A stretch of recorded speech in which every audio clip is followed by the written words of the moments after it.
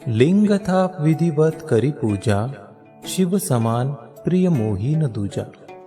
श्री श्यामा सेवा संस्थान के तत्वाधान में चारों धामों में एक दक्षिण भारत स्थित श्री रामेश्वर धाम में पूज्य महाराज जी के पावन जन्म दिवस पर संगीतमय श्रीमद् भागवत कथा का आयोजन पूज्य श्री अभिनंदन जी महाराज के श्रीमुख से दिनांक 26 दिसंबर 2021 से 1 जनवरी 2022 तक किया जा रहा है।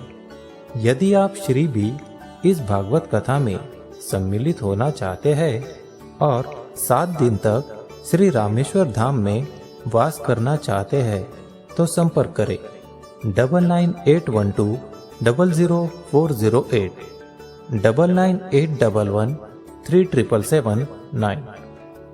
यात्रा में सम्मिलित होने के लिए आवश्यक जानकारी। यात्रा की सेवा प्रति व्यक्ति 5100 रुपए की होगी, जिसमें आपको एक कमरा अटैच दिया जाएगा, जिसमें सामूहिक 5 लोगों के रुकने की व्यवस्था होगी। चाय नाश्ता दोनों समय का भोजन भी मिलेगा। यदि आप व्यक्तिगत रूप से पर्सनल कमरा चाहते हैं, जैसे 2 लोग पति पत्नी या परिवार के कोई भी 2 सदस्य रुकना चाहते हैं, तो 11,000 रुपए की सेवा प्रति व्यक्ति की होगी। माँ के समान गाय है, प्रत्यक्ष है। और देखिए हम लोग अभी हरिद्वार जाते हैं, गंगा जी के तट पर गौशाला 2-3 है जहाँ पर सेवाएं हम लोग नित्य प्रति कर रहे हैं। तो वहाँ पर जाने के बाद देसी गौवंश भारतीय, उनके सामने आप कितना भी चले जाओ, हमारी गौशाला भी कभी आपको मारती नहीं है वो। और गरुड़ पुराण में लिखा है कि यदि गाय आपको देखकर सिर हिला दे ना, ऐसे मारने जैसे, जिसे झमियाना बोलते हैं, यदि वैसा कर दे तो समझो आपके कष्टों को गाय ने अपने ऊपर ले लिया। ये प्रत्यक्ष है बिल्कुल। जब गौ माता आपको सिर हिलाकर ऐसा कर दे मारने जैसे, तो समझ जाइएगा कि आप पे आने वाली कोई आपत्ति, कोई विपत्ति गौ माता ने अपने ऊपर ले ली। आप उस कष्ट से बच गए, क्योंकि गाय के तो रोम रोम में महाराज देवता विश्राम करते हैं। गाय के गोमूत्र में गंगा और गाय के मल में साक्षात श्री लक्ष्मी मैया का निवास है। तो हमारे संस्थान के द्वारा गौ सेवा जो मुख्य प्रकल्प है, देखो भैया, बड़े बड़े आश्रम बनाना, महल अट्टालिकाएं बनाना, ये तो अपनी जगह ठीक है। कमरे हैं, घर में कमरे वृंदा बन जाएं, कोई बात नहीं, बन भी जाएंगे। किंतु जीवन में सबसे नितांत यदि हमारे मोक्ष का जो कारण बनती है, वो केवल और केवल गौ माता ही बन पाती है। याद रखिए, शास्त्र कहते हैं जिसने जीवन में गौ सेवा कर ली, उसे मरने के पहले बेटा बहू से अपने शरीर की सेवा करवाने की जरूरत नहीं पड़ती। हंसते खेलते उठते, ऐसे 1-2 नहीं, मैं कई उदाहरण जानता हूं।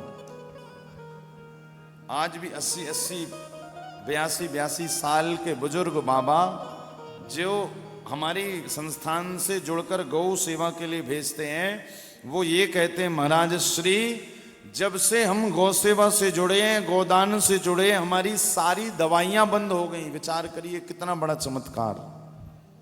हमारा जो धन दवाइयों में जाता था, वो धन हम गौ सेवा के लिए देने लगे, तो अब हमारा ना तो धन की बर्बादी होती दवाइयों में, ना तो शरीर एकदम स्वस्थ रहता है।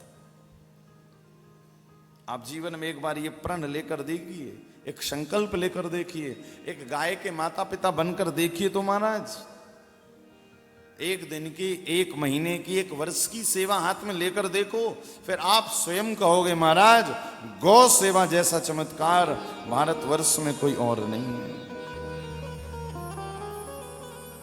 बिना मांगे जो दे देती है, बिना मांगे सर्वस्व न्यौछावर कर देती है, लुटा देती है महाराज। इसी कारण आप प्रातःकाल गाय को 1 रोटी, ये तो धर्म है, किंतु किसी गाय की आजीवन सेवा करना वास्तव में सेवा यही है।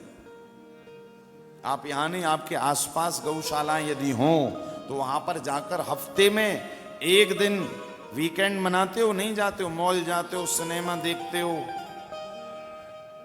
जिनसे मिलना जुलना कुछ नहीं, आपका मनोरंजन होता है। किंतु यदि आप किसी गौशाला चले गए महाराज, तो उस दिन आप देख लीजिएगा आपका दिन कितना बढ़िया जाता है। वहां आपका मनोरंजन भी होगा, आपको सकारात्मक ऊर्जा भी मिलेगी, और वहां की जो गंध आपके अंदर जाएगी ना, तो आपके शरीर के जितने भी बैक्टीरिया हैं सब खत्म हो जाते हैं श्वासों के द्वारा। ये कभी प्रैक्टिकल करके देखिएगा। एक भैंस के पास जाइएगा जहां पर दूध डेयरी हो, वहां के गोबर की दुर्गंध देखिएगा, 1 मिनट नहीं रुक पाएंगे। और जहां पर देसी गौवंश की गौशाला हो, वहां पर जाकर देखिएगा, उसके गोबर की गंध भी जब आप लोगे तो आपको इतना दिव्य लगेगा महाराज, जैसे साक्षात स्वर्ग और वैकुंठ की प्राप्ति हो गई।